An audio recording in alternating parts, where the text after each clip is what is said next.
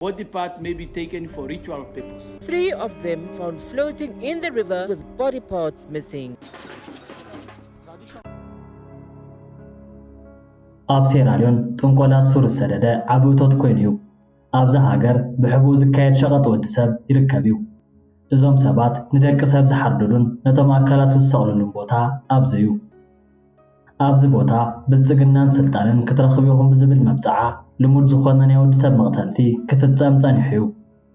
ኣብ ቀረባ እዋን እውን ናይ ቢቢሲ መርበብ ሓበሬታ ነዚ ዘቃልዕ ዶኩመንተሪ ሰሪሑ እዩ። እቲ ሒዝዎ ዘሎ ናይ ጓል ኣንስተይቲ ርእሲ እዩ። እዚ ርእሲ እውን ንዝኾነ ሰብ ዝሽየጥ ርእሲ እዩ። ፖሊስ ነቶም ተጠርጠርቲ ንምሓዝ ኣብ ዝኸደሉ እዋን ቢቢሲ ስዒብዎም ክኸይድ ክኢሉ እዩ። ኣብዚ ቦታ ህይወት ሰብ ብገንዘብ ዝልወጠሉ ኩነታት እናጋጠመ ጸኒሑ እዩ። ካብቶም ጠንቆልቲ እውን ሓደ እንድሕር ዳኣ ተታሒዙ ኩሎም ክርከቡ ከም ዝኽእሉ ይእመን እዩ። እሙዳን ሎማዓንቲ ሒዘልኩም ዝመጻኹም መደብ ብዛዕባ ብግፍዕ ተቐተሉ ውፅዓትን ሓደ ንኡስ ቆልዓን ኣዝዩ መሰካሕ ብዝኾነ መገዲ እዩ። ከምዚ ዓይነት ቪድዮ ይርብሸኩም እንተደኣ ኮይኑ ብሕጂ ንኽሓልፈኩም ክላቡ ይፈቱ። እሙዳ ላይክን ሸርን ብምግባር ናብ ኩሉ ንክባጻሕን ንዘለኩም ርኢቶ እውን ኣብ ናይ ኮመንት ቦታ ግደፍለይ ክብል ፈቱ።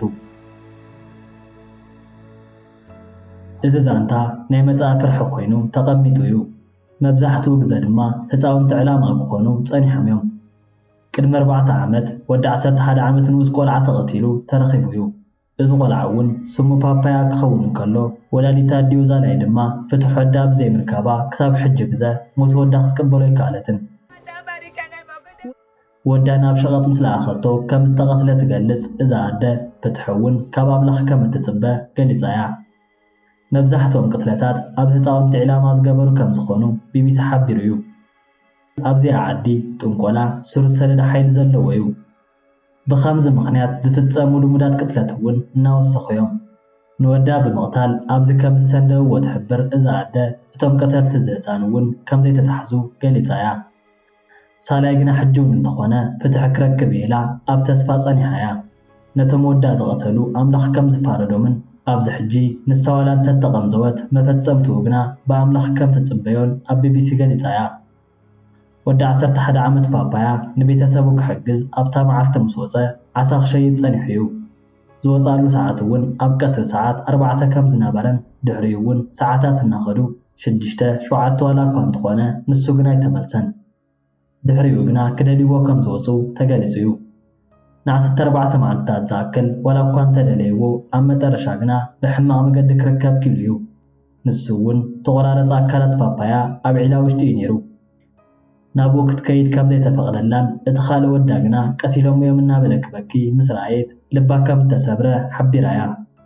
እቲ ዝበዝሐ ኣካላቱ እውን ከም ዘይነበረ ተገሊጹ እዩ።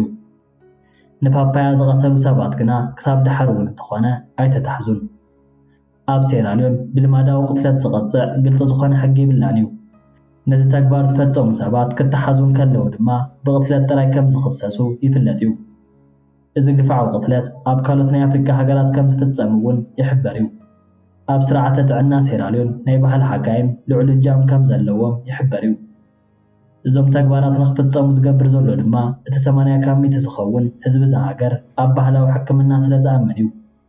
እቶም ውሑዳት ነዚ ዝፍጽሙ ሰባት ግና ኣብቶም ባህላዊ ሕክምና ዝነበረ እምነት ክንክና ገበረ እዩ።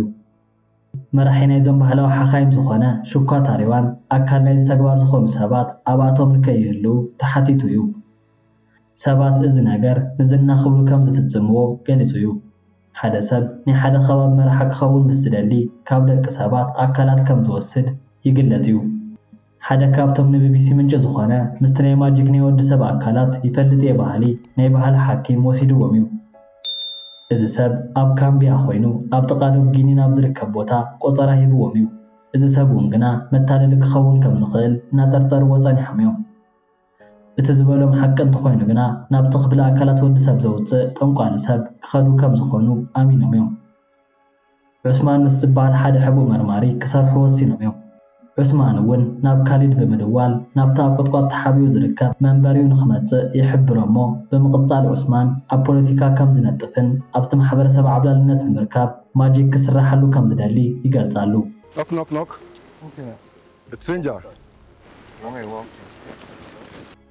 ንሱውን ኣብ ናይ መንግስቲ መረፃኒ ክንሓናሕን ናብ ላዕሊ ክወፅን ስለ ዝደለኹ ማጂክ ክትሰርሓለይ ደልየ ናይ ዑስማን ድሌታት ምስ ሰምዐውን ከመይ ዓይነት ከም ዘድልዮ ንምፍላጥ ወላ ሓንቲ ግዜ ወሰደሉን እዚ ሰብ ኣብ ጊኒ ናይጀርያ ይኹን ሴኔጋል ምስ ዝርከቡ ዓበይቲ ፖለቲከኛታት ሰሪሑ እዩ ብዙሓት ጉጅለ እውን ፈጢሮም እዮም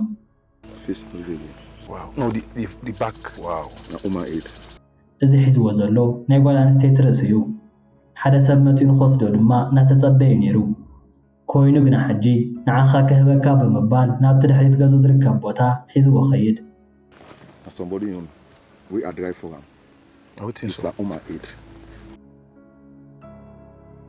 እቲ ንወዲ ሰብ ዝሓርዱሉ ቦታ ኣብዚ እዩ እቲ ደም እውን ኣብዚ ክፈስስ ብምግባር ኣካላት ዋቡ ከም ዝሰቕልዎ ገሊጹ እዩ ዝኾነ ሰብ ኣብ ሓደጋ ንከይኣቱ ስለተጨነቑ ድማ ተመሊሶም ምስ ካኖይ ተረኸቡን እዚ ሰብ መታለሊ ክኸውን ይኽእል እዩ እዞም ሰባት ግና መርትዖታት ነቲ ፖሊስ እዚ ከባቢ ኣረኪቦምም እዮም ከምዚኦም ዓይነት ደቂ ተባዕትዮ ሓደ ግዜ ንነብሶም ባህላዊ ሓካየም ክብሉ ከም ዝፅውዕዎ ገሊፆም እዮም ክሳብ ሕጂ እውን ኣብ ልዕሊኡ ተወስደ ስጉምቲ የለን ኣብዚ ሃገር ኣብ ዘሎ ዋተርሉ ተባሃለ ከተማ እውን ምስ ካልእ ተጠርጣሪ ተረኺቦም እዮም እዚ ሰብ እውን ኢዳራ ተባሃለ ኮይኑ ዑስማን ድማ ሕጂ ሚስጥራዊ ካሜራ ብምሓዝ ክቐድሖ ጸኒሑ እዩ እዚ ሰብ ሓላው ናይ ሓደ ዓብ ኔትወርክ ከም ዝኾነ ተዛሪቡ እዩ በይኑ ከም ዘይኮነን ኣብ ትሕቲኡ ዝሰርሑ ክሳብ 250 ዝኣኽሉ ናይ ባህሊ ሓካይም ከም ዘለውዎን ገሊጹ እዩ ዝደለይዎ ዓይነት ክፍለ ኣካል ምስ ፀውዐ ብቁጥፍ ከውፅዎ እዩ ዝግበር እቶም ገሊኦም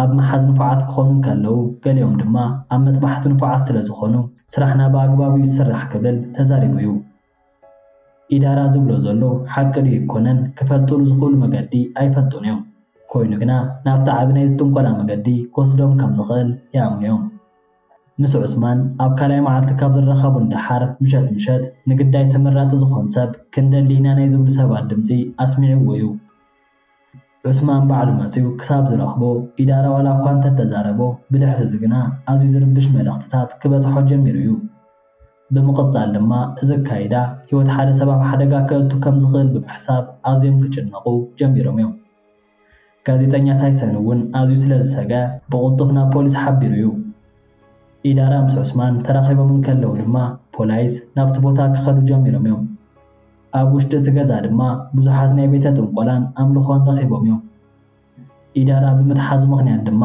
ፖላይስ መርትዖታት ክደልዩ ጀሚሮም እዮም ፖሊስ ነዞም ዝረኸብዎም ነገራት ግና ናይ ሰብ ድዮም ኣይኮኑን ገና ይረጋገፀን ኢዳራ ምስ ካልኦት ክልተ ሰብኡት ብጥንቆላን ከምኡውን ኣብ ባህላዊ ሰብ ቅትለት ዝጠቕሙ ናውቲ ብምሓዝ ተኸሲሶም እዮም ካብቲ ግዜ ጀሚሩ እውን ምርመራታት ክሳብ ዝውዳእ ብዋሕስ ተፈቲሖም እዮም ኣብ ሴራሊዮን ወይ እውን ኣብ ካልኦት ሃገራት ኣፍሪካ ፀገም ናይ ልማዳዊ ቅትለት ክሳብ ክንደየናይ ዓብ ከም ዝኾነን ክፍቱሕ መፀገምቲ ከም ዝኾኑን ዝፍለጥ ነገር እዩ ዘተኣማምን መንግስታዊ ፀብጻብ ስለዘየሎ መብዛሕትኡ ግዜ ግምታት ክወሃቡ ጸኒሖም እዮም ከምዚኦም ዓይነት ቅትለት ከጓንፍን ከሎ ግና ኣብቲ ማሕበረሰብ ፍርሕን ራዕድን ንኽፈጥር ገይርዎ እዩ እሞዳ ከምዚ ዓይነት መስካሕካሕ ቅትለት ኣብ ኣፍሪካ ከም ዝርከብ እናገለጽኩ ዘለኩም ርእቶ እንታይ ይመስል ዝብል ኣብ ናይ ኮመንት ቦታ ግደፍለይ ላይክን ሸርን ብምባል ድማ ናብ ኩሉ ንክባጻሕ ደገፍኩም ኣይፈለየኒ ክብል ፈቱ